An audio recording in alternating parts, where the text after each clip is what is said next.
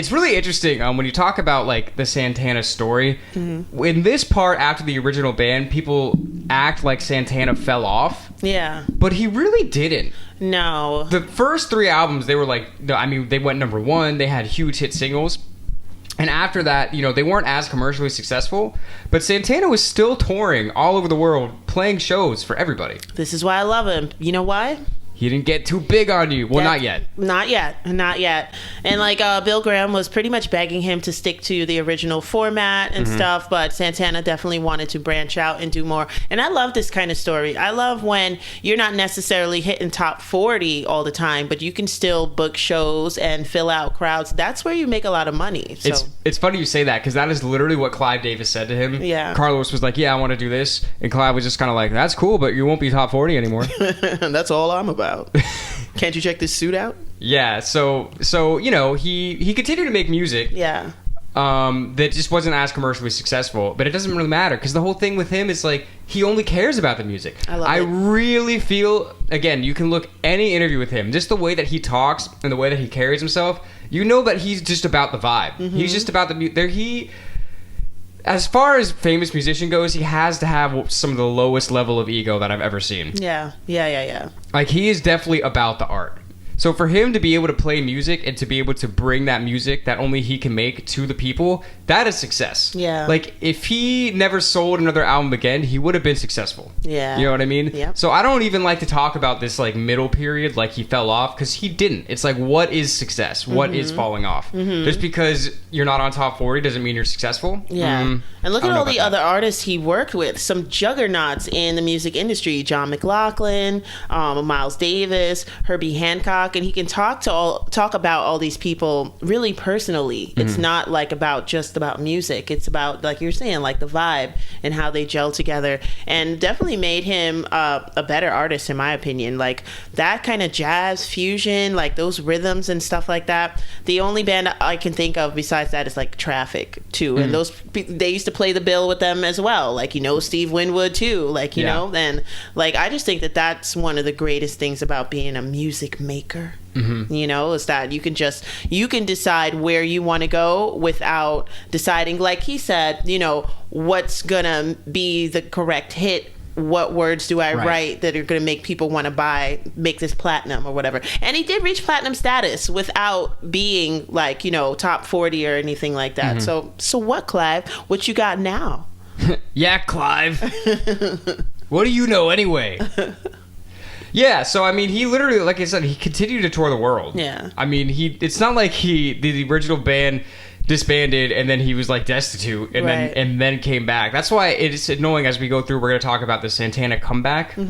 I hate to even call it a comeback, because it's like, what does that even really mean? Oh, we can quote the immortal poet LL Cool J. Don't call it a comeback.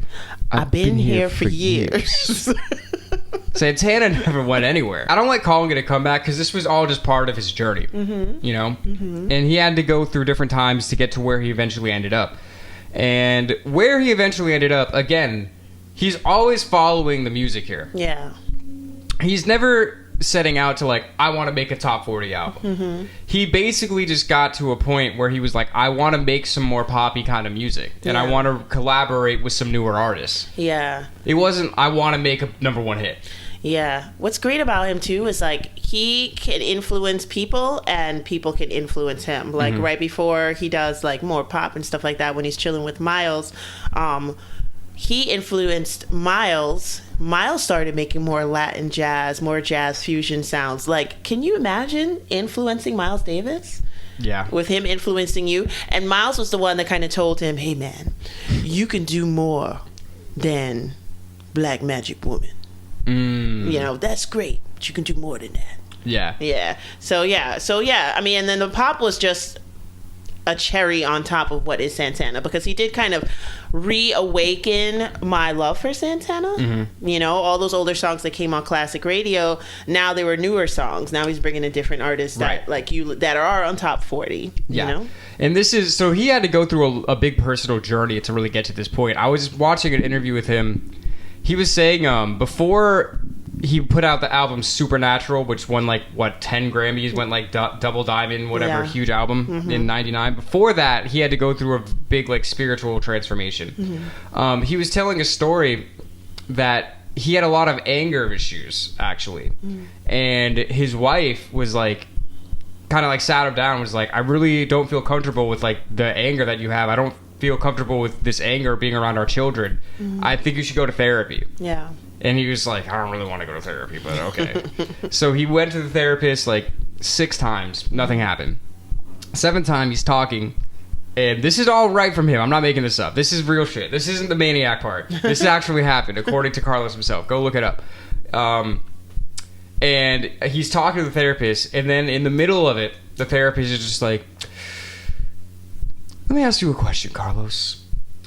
When you wake up in the morning, why do you think that the whole world is out to screw you? Why is that your perception? And he was just kind of like, huh. That's a good point. Maybe I'm having kind of a victim mentality right now. Or maybe it's just Clive. Maybe it's all Clive. It's all part of Clive's master plan. But yeah, no, he was like, yeah, like he had a lot of anger inside. Apparently he was like molested as a young boy. Yeah, when he was crossing the border. Some American did that to him. And he had like a lot of anger from that, obviously, that he was working through. And then like when he got to that kind of level of acceptance, he said that the success that came after was his reward for basically going to that spiritual place and going through that journey. Yeah. You know what I mean? And it's absolutely crazy what happened. Because he, like we were saying, he wanted to work with some newer artists. And he puts out this album Supernatural. Yep. Which he's working with Clive again, Clive Davis. Yeah. Shout out to Clive. Why does Clive only come when there's money involved? It's in huge success. It's crazy. It was what did he say? He said some crazy spiritual shit to Clive. He was like, "What I want to do is connect the music with the light." And Clive was like, basically what that means is that he wanted to make a radio-friendly record. I'm like, Jesus Christ. Thanks for breaking it down, Clive. It's so funny because Carlos is so spiritual and Clive is such a businessman. It's just like the way, like them two talking about it, it's so different, but it's so funny to me that Clive knew what he was trying to say. Yeah. He's like, Clive taught him more how to be a better businessman. Billy Graham taught him how to be like a huge artist in a way, and then Clive was the money man. Clive, call us. We need some business tips. Hit us up, Clive. Come on. We're in your city. Yeah, so he works with a bunch of new artists. He puts out the album Supernatural, goes absolutely huge. And this is really, it's funny because, you know, I was born in the 90s. The Santana that I knew the most growing up was this Santana. Do-do-do-do-do, bum-bum-ba-na-ba-na. Yeah. Like that was a Santana that I knew, and I think I would have discovered the older Santana eventually, you know, as I listened to more music. Yeah. But that was what made me know what Santana was, which made me curious about what else Santana had done. Would you say that once you heard him, you couldn't forget about it? No. Never. I could never forget about it.